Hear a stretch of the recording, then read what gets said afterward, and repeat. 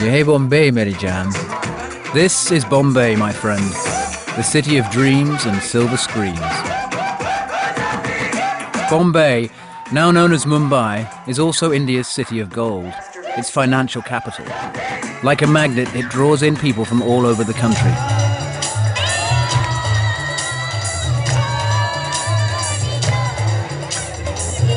But behind the glitz, glamour and the hype lurks a different reality. A city landscape dominated by massive, sprawling slums, some of the biggest in the world. According to the City Housing Authority, 8 million out of the 12 million people in Mumbai live in the slums. And Mumbai is not alone. Slums are a global problem. They are home to 1 billion people.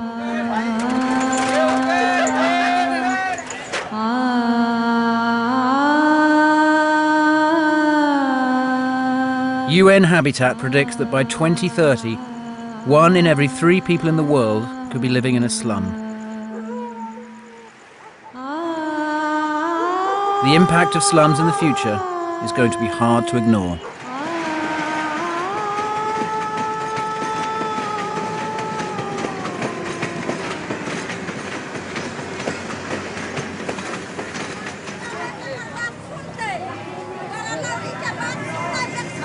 Early morning in South Mumbai, and Sagira, who came to the city 32 years ago, is already at work making quilts.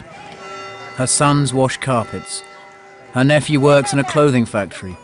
Her niece is a domestic servant. This hut on the pavement is her home. It's less than 50 square feet. 16 members of her family live in this space. People come to Bombay only when they have problems in their village. When I came here, there were no huts on the pavements. Everyone had their bedding spread around, and they live on the streets. That's what I did too. Migration and slums are not new to Mumbai. When India gained independence in 1947, only 5% of Mumbai's population lived in the slums. Today, it's 60%. They settled where they could, on land owned by the government, Mumbai municipality, the railways, and on private land. The authority responsible for Mumbai's slums is the Maharashtra State Housing Authority. Their attempts to get rid of the slums have failed, and the infrastructure is almost at breaking point. But one of Bollywood's biggest stars, who's been involved with the slums for years, says the city simply would not function without the slum dwellers. Are we talking about 60% of the population that provide all the services in the city? From the boy who brings in your milkman, to your newspaper vendor, to the maid who works in your house, to the driver who takes you to work, to the people who work in your factories, to the clerk in the bank, to the municipal corporation, schools, colleges. These people live in the slums. They're the working people of Bombay. If they said halt, Bombay would come to a grinding halt. Sagira's stretch of pavement has almost no amenities.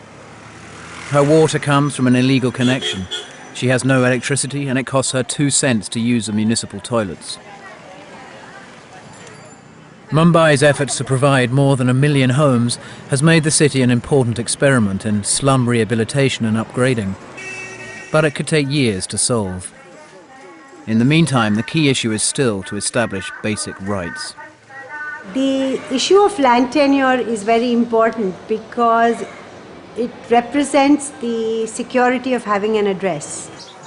Unless there is some understanding of secure tenure, municipalities don't make any investment in terms of providing water, sanitation, drainage, sewage.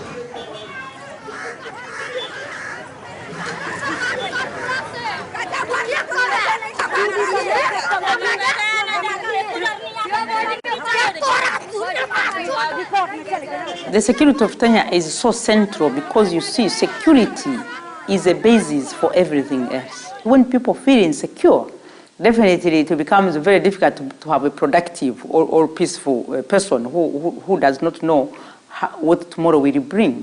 It brings uncertainty, irritation, and as I said, therefore, sometimes social tension and conflicts. Just half an hour's train ride from Sagira's home, is Gundavli.